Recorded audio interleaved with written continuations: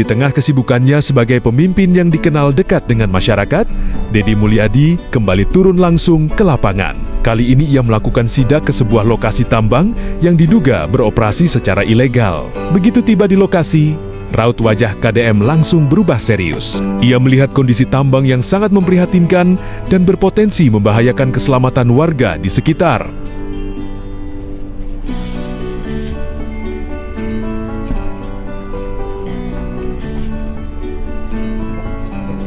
Lubang-lubang galian terlihat terbuka tanpa pengaman yang memadai. Tanah di sekitar lokasi pun tampak labil dan rawan longsor. Hal ini membuat Kang Deddy Mulyadi geram. Menurutnya, aktivitas tambang seperti ini tidak hanya melanggar aturan, tetapi juga mempertaruhkan nyawa masyarakat yang tinggal tidak jauh dari lokasi tersebut. Masih produksi nggak? Izin masih, Pak. Mas, jangan apa barusan nggak? Ada izinnya nggak? Saya minta izinnya aja. Kenapa nggak ada izinnya tetap maksa? Saya orang sini, Pak. Hah? Saya orang sini. Nah terus? Karyawan 80% orang sini, 90%. Dengan nada tegas, KDM mempertanyakan izin operasional tambang tersebut kepada pihak yang berada di lokasi. Ia menegaskan bahwa kegiatan tambang tidak boleh dilakukan sembarangan, apalagi jika sampai merusak lingkungan dan mengancam keselamatan warga. Kan kita udah tetapin sekarang, di tata ruang sekarang, wilayah selatan itu tidak boleh untuk tambang, untuk konservasi. Kan Bapak tahu bencana yang sekarang. Bapak sayang sama ini daerah? Sayang, Oke, saya nanya, sebelum saya ngeberesin wilayah selatan ini, bagaimana keadaan di sini? Ya, jujur, Pak. Saya nanya. Jujur, Pak, jujur. Sebelum Mungkin, saya ngeberesin wilayah Subang Selatan. Jujur, Pak, saya 100% Bapak ngeberesin setuju, Pak. Setuju, karena ada beberapa pengusaha tambang, mohon maaf ke teman-teman penambang semua, mohon maaf sebesar-besarnya, ada yang tidak mematuhi kaedah-kaedah pertambangan, betul, Pak. Tapi saya di sini, insya Allah Pak, saya orang sini, saya daerah sini, saya tidak hanya ingin ngeruk-ngeruk terus saya tinggalin, enggak. Tapi kalau orang lain, Pak, maaf Pak, sekali lagi maaf ke teman-teman penambang yang lain, datang ke sini ngeruk-ngeruk, dia tinggalin pergi. Ada, Pak, ada, mungkin Bapak bisa lihat kok, cuman Bapak juga bisa lihat di kita reklamasi kita jalan, tanaman yang asalnya nanas itu jadi tumpang sari, yang asalnya nggak ada duren, sekarang duren gitu, Pak. Terus ada tanah kambing di bawah tuh, ada sapi. Bapak udah kaya loh, Pak. Betul Pak. Tapi jujur, Pak, masih punya utang, Pak, di bank, Pak. Dan aset pun masih hanya cicilan, Pak, gitu. Karena saya mah dari nol, orang tua bukan saya ya, orang tua dari nol, dari tukang nongkel batu, Pak, gitu. Jadi emang ngedidik saya bukan dikasih uang dari mana gitu, enggak, Pak, dari nol, bener gitu. Ada nggak yang lain? Hidup kan tetap dari nanas orang hidup. Dari duren di sini orang sudah mulai hidup. Ya, Pak, saya teh bener ya, Pak ya. Kalau misalnya harus jujur, kalau saya secara pribadi, kegiatan seperti ini tidak bisa dibiarkan, ujar Kang Deddy dengan penuh ketegasan. Ia menilai keselamatan masyarakat harus menjadi prioritas utama, bukan sekadar keuntungan semata. Itu pasti perlu. Kan nggak mungkin pemeliharaan nggak perlu jalan, nggak perlu bahan. Terus kemudian setiap jalur jalan provinsi harus ada AMP. Kan bisa saja konsep ke depan, gitu kan? Ya tidak lagi jual dalam bentuk material keluar. Kan bisa bikin AMP-nya di sini. Amin Pak, amin Pak. Ya kan? Saya bisa. juga pengen. Saya Pak, kan tahu AMP. bahwa wilayah sini itu penghasil bahan terbaik. Ya. Kan bisa misalnya sehingga mengambilnya tidak terlalu banyak, bisa teratur dan bisa jual, tinggal ngisi jalan yang untuk jalur Sumedang, jalur ini kan tidak ada masalah. Siap, amin Pak, siap. Melihat kondisi yang ada, Kang Deddy berkomitmen untuk menindaklanjuti temuan ini. Ia meminta agar aktivitas tambang ilegal tersebut segera dihentikan dan pihak terkait turun tangan untuk melakukan penertiban. Baginya, menjaga lingkungan dan melindungi masyarakat adalah tanggung jawab yang tidak bisa ditawar. Kemarin sempat kerjasama dengan Jasa Marga, Pak. 6 tahun ke belakang. Kita 100% Jasa Marga kita yang support. Itu karena homogen, Pak. Jadi si bentuk kekuatan material tuh nyampe 4 tahun, Pak, nggak ada hole. Alhamdulillah kita dari sini 100%. Jadi Jasa Marga dengan kita emang selain dekat karena udah kerjasama lama, kedekatan emosionalnya mereka merasa puas karena kualitas yang kita kirim ke sana melebihi ekspektasi malah kalau misalnya untuk kata orang-orang labnya gitu. Penggunaan aspal berkurang 1,5% gitu Pak. Komitmen orangnya Siap Pak. bahwa ini harus dijaga, infrastruktur harus baik, bahan tambang pun harus digunakan untuk kepentingan infrastruktur di Jawa Barat. Tetapi harus diatur, kan gitu loh. Kalau Bapak tahu nggak sebelum saya jabat bagaimana keadaan di sini? Tahu Pak. Tambang ilegal di mana-mana. Ya makanya tadi saya setuju Pak, cuman maksudnya itu kenapa nggak misalnya itu Bapak pilih-pilih gitu.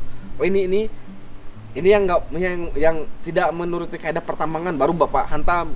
Ini yang bagus sesuai nih. Undang ahli misalnya dari mana gitu, lihat. Kan ada apa inspektur pertambangannya Pak gitu kan Pak. Oh iya ini bagus nih, udah bagus. Nah, yang udah bagus kenapa nggak dijaga Pak? Karena apa materialnya kan bagus gitu begitu saya Pak. Kalau saya bertindak seperti itu nggak akan bener Pak. Kan otak orang kita tidak semuanya sama. Cara berpikirnya kan tidak kayak Bapak dong. Banyak ini menang, kurang iya untuk menang. Cara orang Indonesia bukan begitu yang ngatasinnya. Cara orang Jawa Barat. Cara orang Jawa Barat tuh harus ditutup dulu. Setelah ditutup baru kita bicara menyeleksi yang terbaik. Amin amin Pak. Gitu loh. Ya mudah-mudahan gitu ke izin Pak di dalam aja Pak. Enggak saya sebentar. Begini Om, biar enggak sini aja. Enggak. Gitu. Jadi dulu bapaknya penambang. Ya, tukang congkel Pak di sini Pak. Di sini. sini. Punya tanah 24 tumbak. Terus 24 tumbak. nyongkel batu. Ya, nyongkel batu. Terus ya sedikit tahun 2015 dipercaya sama orang Cina bikin ini apa cuma modal kepercayaan Pak gitu orang tua. Ngajakin saya dari nol, saya juga lulus kuliah nggak langsung ke sini, saya juga orang tua tekan apa saya nggak boleh masuk ke sini ya. Kerja dulu kamu katanya gitu. Ngerasain di telunjuknya orang kayak gimana gitu. Kuliahnya jurusan apa? Hukum Pak. Kunjungan mendadak ini menjadi bukti bahwa Kang Deddy Mulyadi tidak hanya mendengar laporan dari balik meja, tetapi juga turun langsung melihat kondisi di lapangan. Saya udah denger nama Bapak dari dulu. Pak Dadang, tokoh khas Malang. Ya itu Pak Dadang orang tua.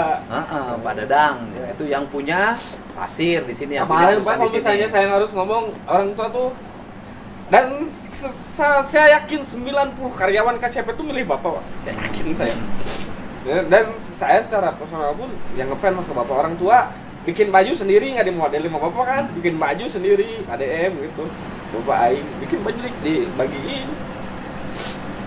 Iya, kalau ngomong begitu saya nggak akan selesai, gitu kan? Saya kan harus mulai bersikap profesional siap. Sebagai seorang gubernur. Siap. Di antara yang ditindak oleh saya bisa jadi simpatisan saya itu bisa jadi.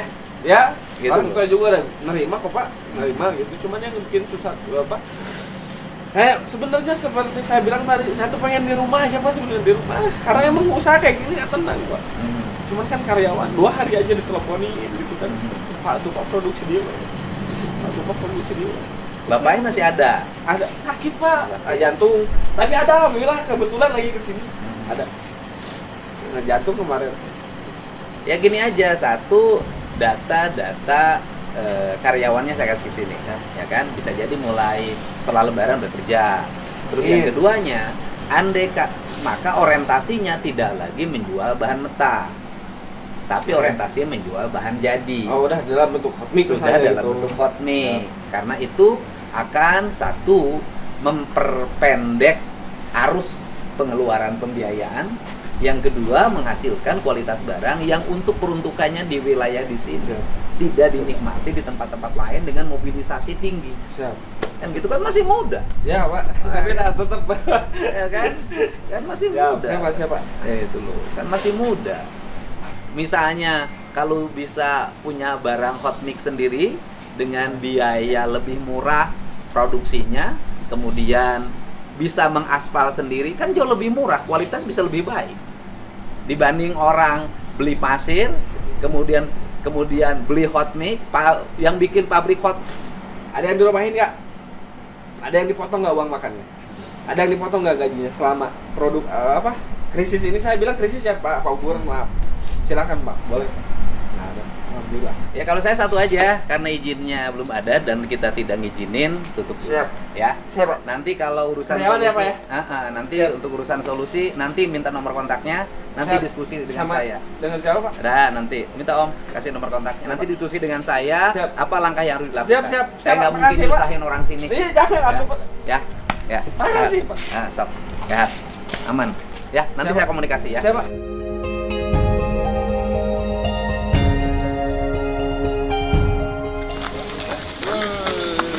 Udah mang naon.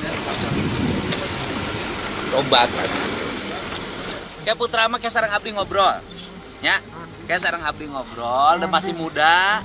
Kurang milih. Di akhir kunjungannya, Kang Deddy Mulyadi kembali mengingatkan bahwa alam bukan hanya untuk dimanfaatkan, tetapi juga harus dijaga. Karena ketika alam rusak, yang pertama merasakan dampaknya adalah masyarakat kecil yang hidup di sekitarnya. Dan bagi KDM, keselamatan rakyat selalu menjadi hal yang paling utama. Bermanfaat, itu menimbulkan kerusakan, kemudian masyarakat biasa damel sejahtera. Ya. Nuhun nya, Haji. Sok mohon pisan, sing sehat. Ya putra sareng abdi ngobrol. Siap nuhun.